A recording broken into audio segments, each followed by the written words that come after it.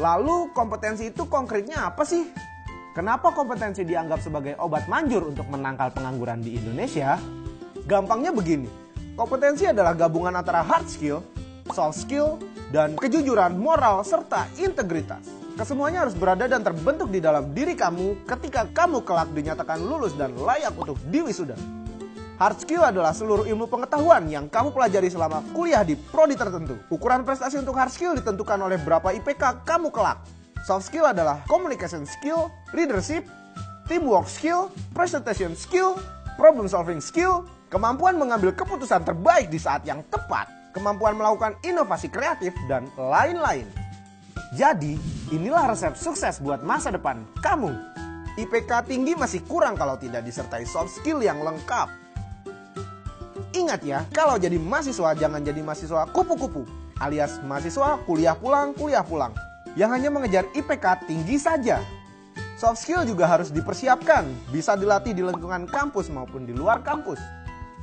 Memang betul sih, dengan memiliki IPK tinggi, kamu memang akan lebih memiliki peluang untuk dipanggil wawancara pekerjaan.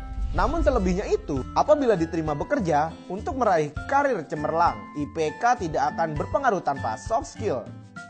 Nih kata para manajer perusahaan, setelah diterima kerja, ijazah dan transkrip nilai IPK akan tersimpan rapi di lemari. Sementara itu, soft skill akan terus berada di dunia nyata sejak kamu masuk kerja hingga pensiun.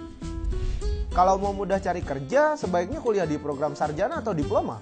Kalau mengamati piramida tenaga kerja ini, secara teoritis seharusnya lulusan diploma atau lulusan pendidikan vokasi lebih banyak dibutuhkan di dunia kerja.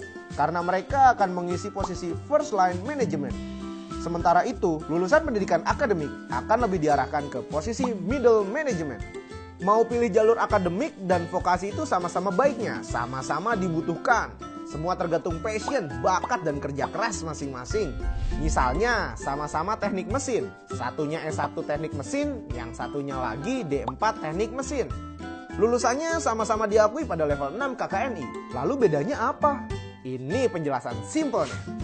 Contohnya, di teknik mesin ada mata kuliah pengelasan logam. Di S1 teknik mesin akan lebih banyak materi kuliah teori ketimbang praktek. Dan bagaimana mengembangkan ilmu pengelasan itu sendiri.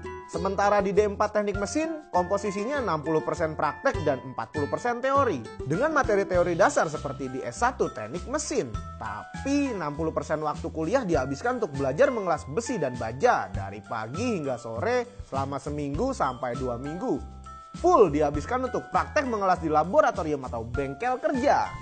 Intinya program akademik diarahkan untuk pengembangan ilmu, sedangkan program vokasi diarahkan untuk penerapan ilmu. Lebih mudah mana mencari kerja? Sekali lagi, dua-duanya punya peluang di dunia kerja, asalkan lulusannya menjawab kebutuhan kompetensi yang dibutuhkan oleh dunia kerja. Sebenarnya untuk mengatasi pengangguran tidak sulit sekali, atau bahasa Inggrisnya angel banging. Sekali lagi, jawabannya adalah kompetensi.